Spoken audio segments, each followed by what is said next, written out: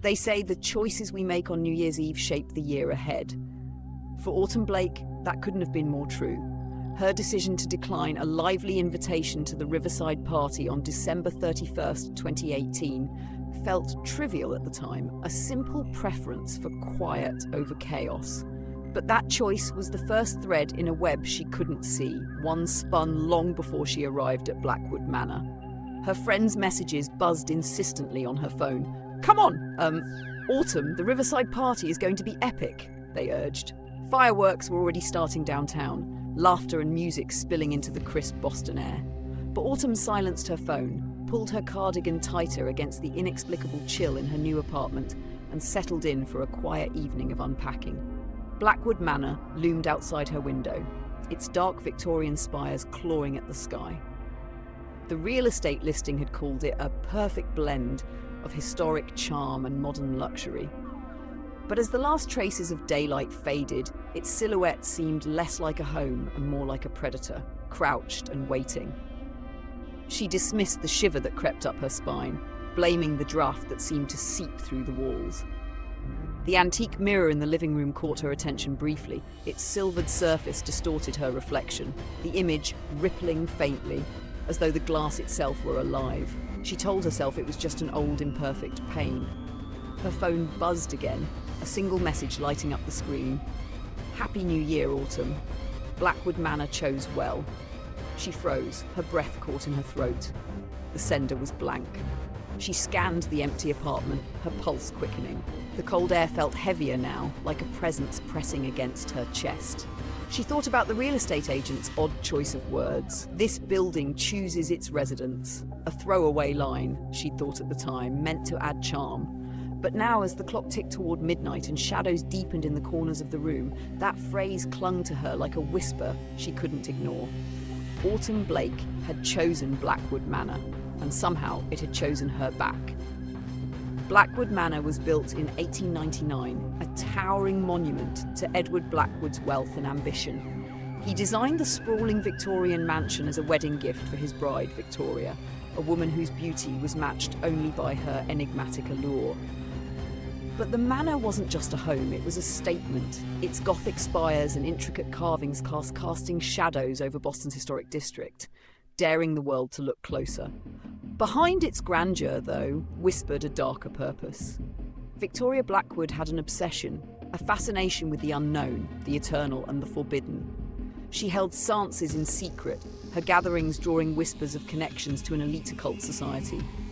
Those who attended spoke of strange chants, objects levitating without explanation, and Victoria's voice, sharp, commanding, as though she weren't speaking to the living at all. Her crowning obsession, though, was the ritual she planned for New Year's Eve, 1899. She invited Boston's most powerful and influential, promising them an experience that would transcend the mortal realm.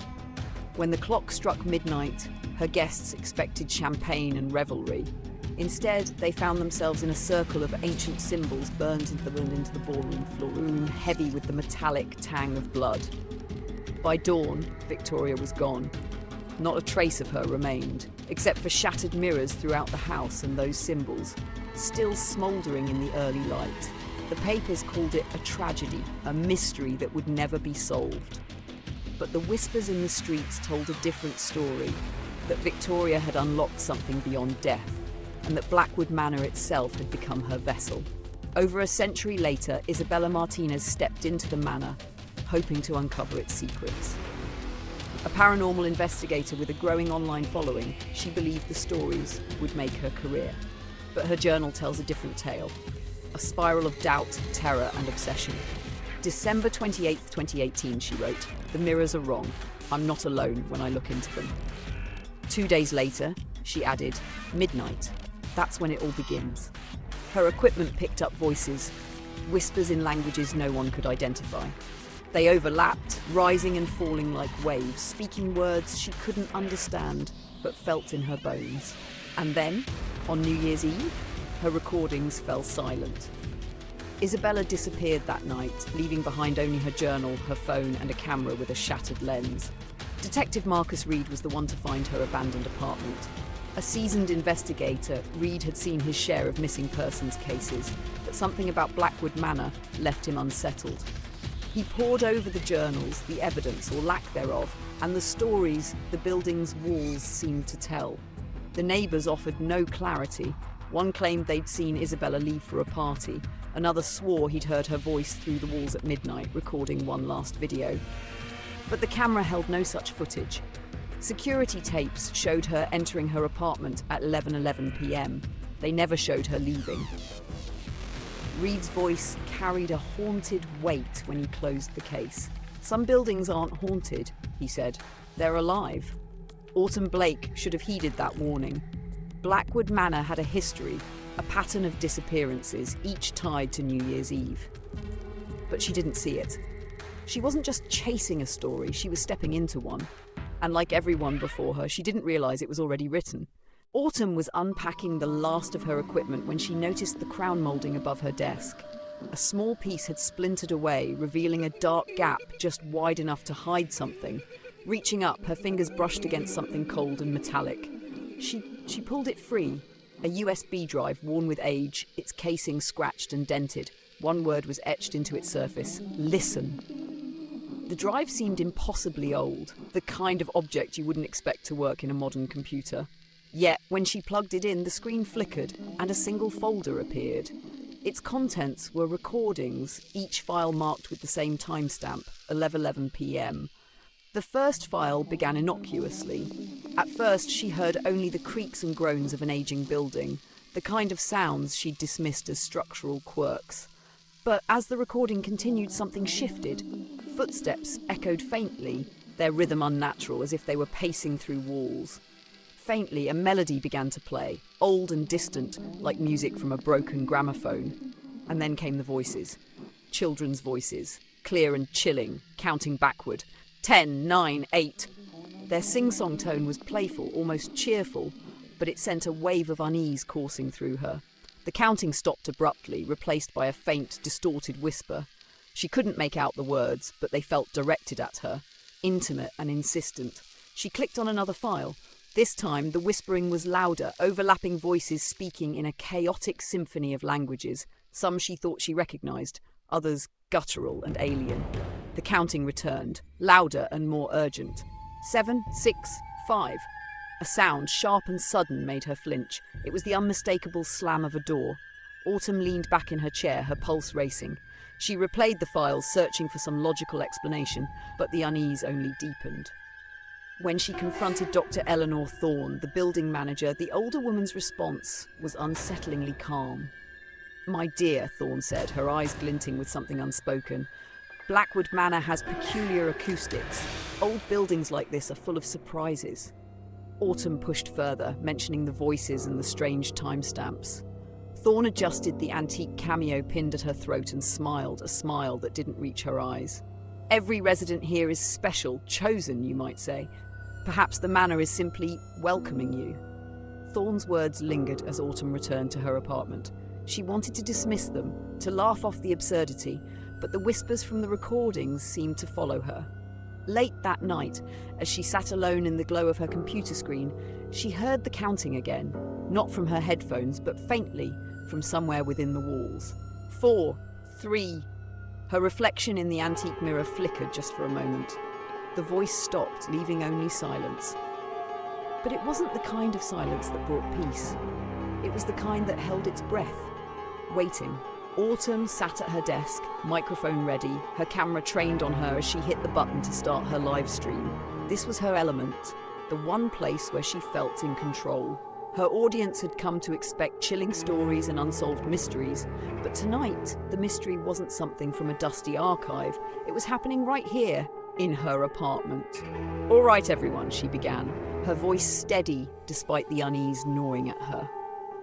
"This might be the strangest investigation I've ever done, and it's happening in my new home. Welcome to Blackwood Manor." She explained everything, the USB drive, the voices, the whispers. As she spoke, the live chat flooded with reactions, some joking, others offering theories, and a few that were anything but playful. "You should leave," one viewer wrote. "Buildings like that, they're bad news." Another message appeared, and this one made her pause. "My sister vanished from that building," it read. "Get out!" Autumn's brow furrowed as more messages poured in. "I heard about this place," one commenter said. "People say the mirrors don't show your reflection. They show something else." As if on cue, a faint noise crackled through her headphones. She paused mid-sentence, glancing at her equipment. The chat exploded. "Did you hear that? There was a voice! It said something in the background." Autumn replayed the audio, but heard nothing. Yet the chat insisted, flooding with variations of the same comment. "There's someone in the room with you." Her pulse quickened, but she pushed on. She wasn't about to let paranoia take over. She turned her attention to a nursery rhyme she'd heard faintly in the recordings. It played over and over in her mind, growing clearer with each replay. 10 little souls in Victoria's hall, 10 little souls trapped within her walls. Her voice faltered as she repeated the words aloud. The rhyme felt wrong, its sing-song rhythm masking something sinister. She hadn't noticed the second verse before. "Take one down, the mirrors show, 9 little souls with nowhere to go." The rhyme continued in her mind, each verse darker than the last. She stopped reading aloud when she reached the final line. "One little soul for the clock to chime, no more souls, and it's Victoria's time." Autumn's unease gave way to urgency. She dove into her research, sifting through old newspaper clippings and historical documents. The truth began to emerge in fragments. Victoria Blackwood's New Year's Eve ritual wasn't just a séance. It was a binding, a way to tether souls to the manor itself. Each soul became part of her collection, feeding her power and preserving her presence. Every 10 years, another resident would vanish, their disappearance marked by shattered mirrors and strange sounds at midnight. The cycle was unbroken, stretching back over a century, and now, as the clock ticked closer to midnight, Autumn couldn't ignore the realization forming in her mind. She wasn't just living in Blackwood Manor, she had been chosen by it. Autumn paced her apartment, her mind racing. The USB drive, the whispers, the rhyme, they all pointed to something deeper, something she was desperate to understand. But no amount of research had prepared her for what would come next. It started with the walls. At first, she thought her eyes were playing tricks on her, the wallpaper seeming darker in places. But as she stared, shapes began to emerge, faint and blurred, like shadows burned into the surface. They weren't shadows at all, they were photographs. The first image was grainy and sepia-toned, a woman in an ornate Victorian gown staring out at her with wide, terrified eyes. Her mouth was open, frozen mid-scream, her hands outstretched as if begging for help. Beneath her was a brass nameplate etched into the wall itself. Victoria Blackwood, December 31st, 1899, 11:59 p.m.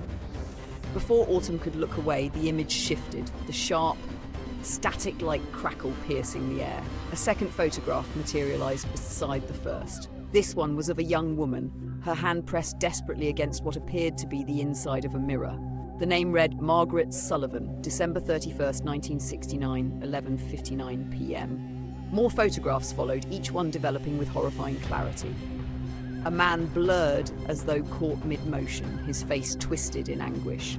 Thomas Chen, December 31st, 1979, 11:59 p.m. A woman clutching a shattered phone, her expression one of raw panic. Rebecca Walsh, December 31st, 1919, 11:59 p.m. Then came the most chilling of all. A photo still forming, the lines sharpening as though etched by an invisible hand. It was her, Autumn herself, her face locked in terror, staring at something just out of frame. Beneath it, the brass plate etched its final words. Autumn Blake, December 31st, 2018, 11:59 p.m. She stumbled back, her breath shallow, the photographs now a gallery of dread surrounding her. But the horror wasn't done with her yet. Her reflection in the antique mirror rippled, the glass shimmering like water. Autumn stepped closer, against every instinct telling her to run. The ripple grew stronger, and then, without warning, the mirror swung open like a door, revealing a dark space beyond. She hesitated, her heartbeat pounding in her ears, but the pull was too strong. She stepped through. Inside, the air was thick, oppressive. The faint glow of the ritual circle illuminated the room. Carved deep into the ancient wooden floor, the circle seemed to pulse with a life of its own, each line of the intricate pattern glowing faintly red. Her eyes followed the spiraling branches of the design, noticing names etched into the floorboards, dozens, maybe hundreds, each name more weathered than the last. At the centre of the circle was one name, Victoria Blackwood. Her name wasn't etched like the others. It was carved deep, almost as though the wood itself had split open to hold it. Autumn's gaze moved outward, tracing the pattern of names. Each line connected the trapped souls, their paths entwined with the sigils that encircled the room. At the edge of the spiral, a fresh carving was forming. Letter by letter, her name appeared. Autumn Blake. The realization hit her like ice. The photographs, the whispers, the rhyme, they weren't just warnings. They were a process, a ritual in motion. This wasn't a haunting, it was a harvest. Victoria Blackwood wasn't just collecting souls, she was binding them to herself, feeding off their fear, their curiosity. And now Autumn was next. Autumn hit start stream on her laptop, her hands trembling despite the steady tone she tried to project. The chat buzzed to life immediately, her audience eager to hear the latest updates about Blackwood Manor. For a moment, the connection to her viewers felt like a lifeline, a tether to reality in a place that felt anything but real. "All right," she began, her voice taut with a mix of fear and resolve. "You've been with me through strange stories before, but tonight, it feels like I'm living in one." She recounted the photographs, the mirror, the ritual circle. Her audience responded in waves, the chat scrolling too fast to keep up. But certain messages caught her attention. "I see something behind you," one user typed. Another added, "Check your mirror, something's moving." Her stomach tightened as screenshots started flooding in. The first showed a faint shadow near the edge of the screen. The second, darker and more distinct, seemed to stretch unnaturally from the corner of the room. But it was the third image that stopped her cold. It was a woman, Victorian dress, dark eyes that seemed to pierce the screen, and a face she recognized immediately from the first photograph on the wall. Victoria Blackwood. She stood just behind Autumn's chair, her expression a chilling mixture of malice and triumph. Autumn spun around, her heart hammering, but the room was empty. The chat exploded in panic. "She's right there! Move! Move! Get out of the house now!" But there was nowhere to go. At that moment, every electronic device in the room flickered. Her laptop screen went black, the power button glowing blood red. Her phone vibrated violently, the screen frozen on the time, 11:11 p.m. The antique clock on the mantel chimed once, then stopped entirely, its hands stuck in place. The shadows in the room stretched unnaturally, elongating across the walls like ink bleeding into paper. They flickered like flames, their edges wavering, almost alive. Then came the whispers, soft at first, almost indistinct, but growing louder, layering over each other in a chaotic symphony. Autumn recognized some of the voices, Margaret Sullivan, Rebecca Walsh, Isabella Martinez. They whispered fragments of their last moments, their words broken and desperate. "I tried to leave, but the mirrors..." They said it was just a party, but she was waiting. "She sees everything. You can't hide from her." Figures began to materialize, their forms flickering like static on a broken television. Margaret appeared first, her hand pressed against an invisible barrier, her lips moving in silent warning. Thomas Chen stood behind her, his body jerking unnaturally, his face a mask of terror. Isabella's form was the most solid, her eyes locked on Autumn, pleading. "Run," she whispered, her voice the clearest of all. "Run before it's too late." But Autumn couldn't move. The room seemed to constrict around her, the walls breathing, alive with the trapped souls of the past. The shadows gathered, coalescing into a form she knew before she saw it. A towering, spectral figure in an elegant gown, her eyes glowing faintly. Victoria Blackwood stepped forward, her movements smooth and deliberate, the air around her crackling with cold energy. "You've come so far, Autumn," Victoria said, her voice like honey laced with poison, "and now you'll be mine." The whispers fell silent, the shadows froze, and Autumn knew with chilling certainty that her time was almost up. Autumn stood frozen, her breath shallow, as Victoria Blackwood stepped closer, her presence consuming the room. She was no longer just a ghost, she was something far more powerful, a figure that seemed to distort the air around her, bending reality to her will. "You've been so diligent, Autumn," Victoria said, her voice a soft melodic hum that belied the darkness in her words. "You followed the breadcrumbs, unravelled the threads. You understand now, don't you?" why you were brought here, why I chose you. Autumn's voice was barely a whisper. To tell your story? Victoria smiled, a slow, predatory curve of her lips. Oh, not just to tell it, to continue it. Blackwood Manor has always needed a curator, a soul with enough curiosity, enough drive to keep the collection alive, someone to give it voice, to make it eternal.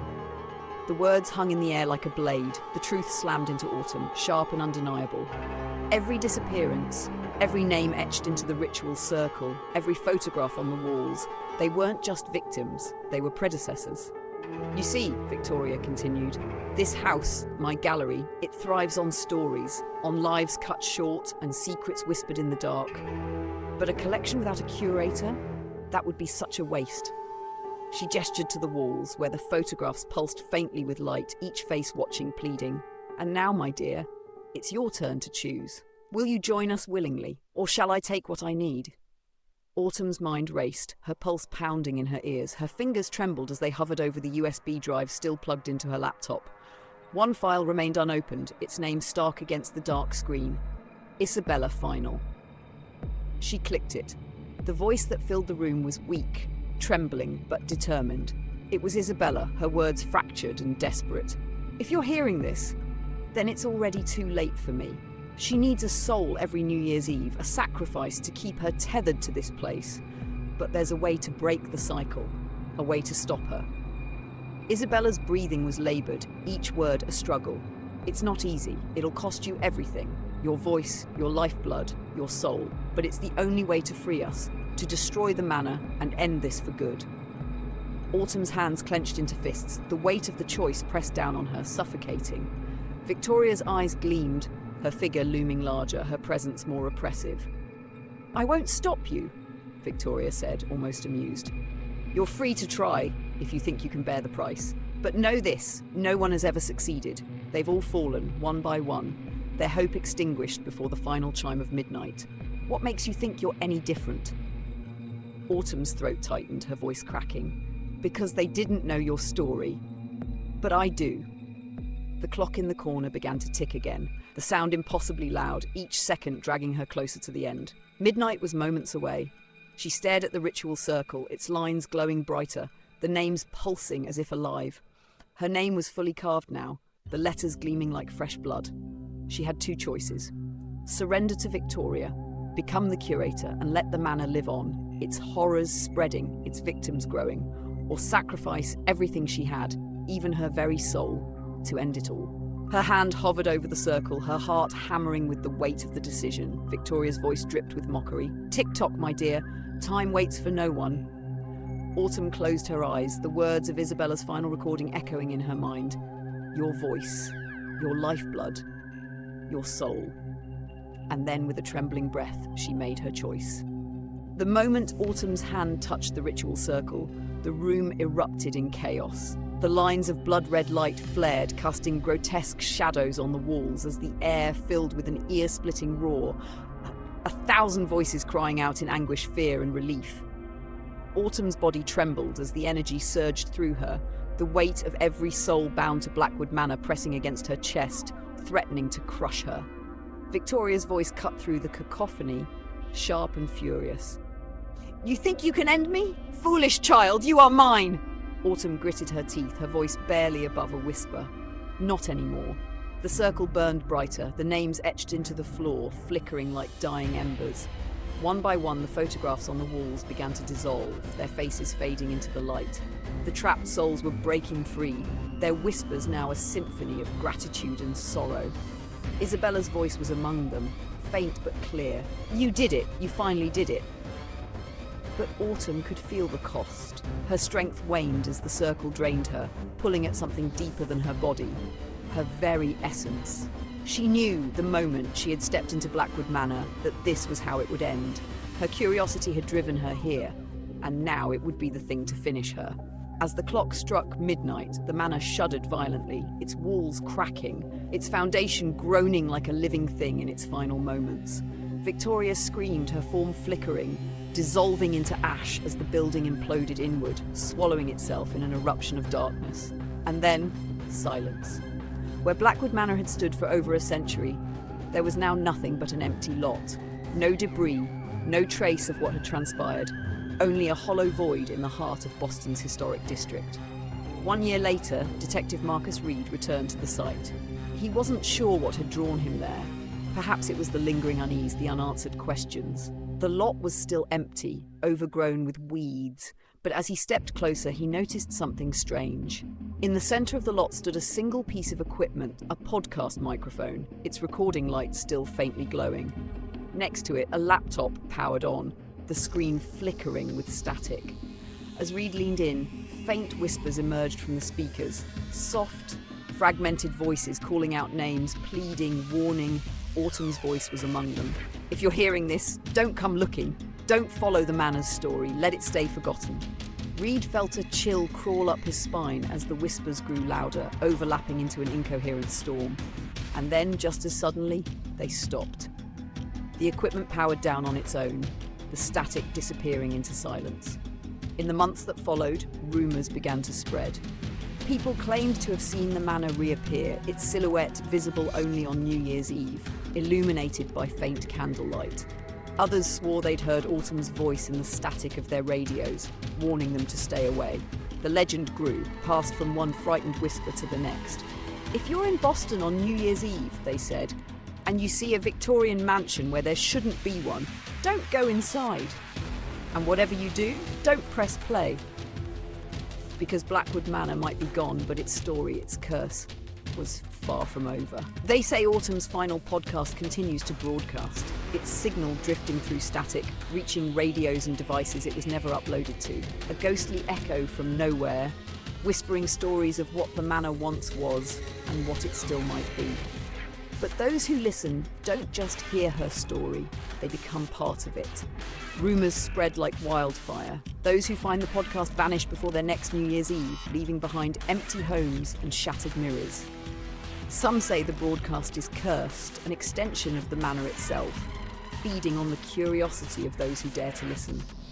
So if you find yourself tuning into static late at night and her voice cuts through the white noise, stop. Turn it off. And whatever you do, don't let it finish. Because Blackwood Manor might have collapsed, but its darkness isn't confined to bricks and mortar. And if you see it, the looming spires of a Victorian mansion where there shouldn't be one, aglow with candlelight on New Year's Eve, heed this warning, don't enter, and whatever you do, don't press play.